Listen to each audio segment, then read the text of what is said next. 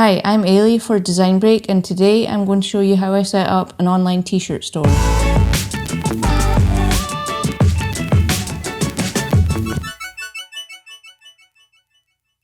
Okay, so I wanted to do a few videos on creative side projects. So the first one I'm going to do is on setting up a t-shirt store. I think designers a lot of the time like to have a different creative output for their work that isn't client directed. So a t-shirt store is a good place to start.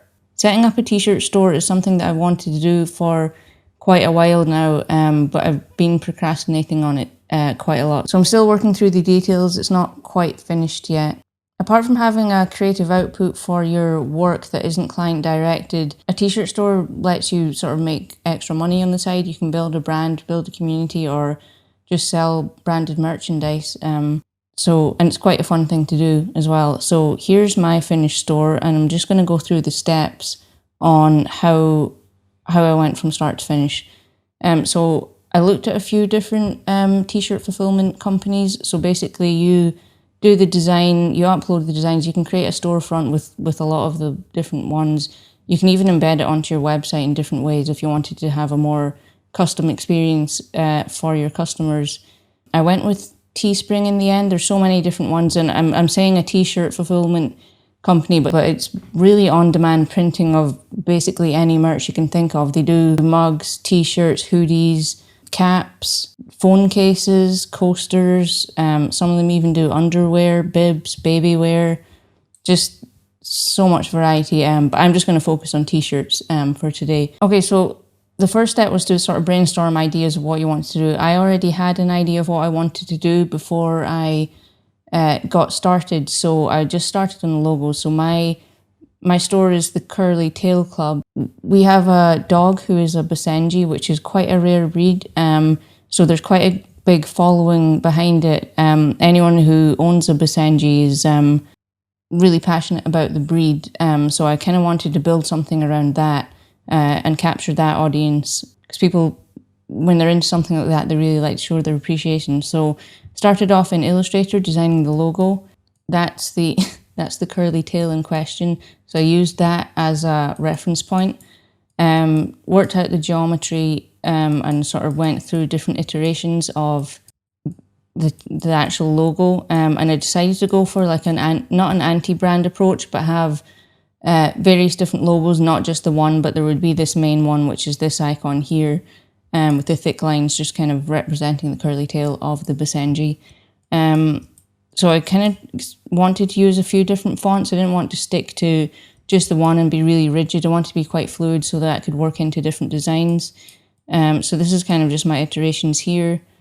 And I also gathered some from some of the official websites, like the American Kennel Club and things like that. Just got some terminology and descriptions, official descriptions that I could use in my designs.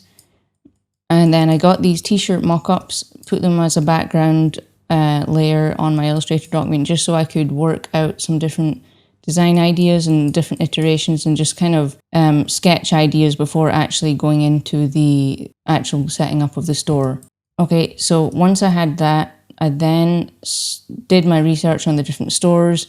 I looked at Printful, Teespring, T-Mill, which is a UK-based one, which I almost went for, but they don't let you put designs on the back of the t-shirt unless you pay for a premium account, it's only £10 a month, which if you're making a lot of money with selling t-shirts, it probably cancels out. But this is just the side project I was kind of doing for fun, so I didn't want to spend any money straight away. When you land on the home page of Teespring, this is what it looks like. You set up an account. I'm sure everyone knows how to set up an account. So you can actually have different storefronts in Teespring, which is what I really like, because then if you have a few different brands, a few different side projects that you're working on, you could have different storefronts and manage it all from one main place, which I really liked. So I might set up some different ones in future. Okay, so this is all the products that I have uploaded just now, but I'll just show you what the designer looks like. Here's all the different merch you can add to your store. So as you can see, there's bum bags, posters, beach towels, blankets, tapestries, so many different options, but I just focused on t-shirts. Oh, you can get socks as well.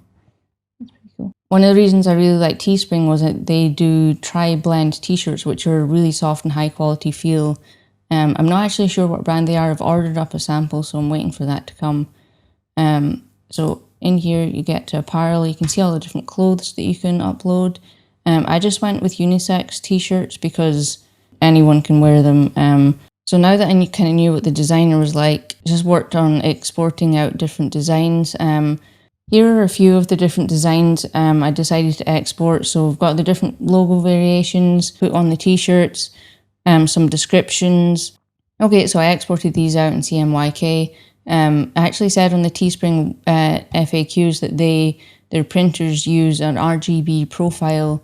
For accuracy, it's better to use CMYK. So I did that, especially since it was, as you can see here, the logo is quite vibrant in RGB.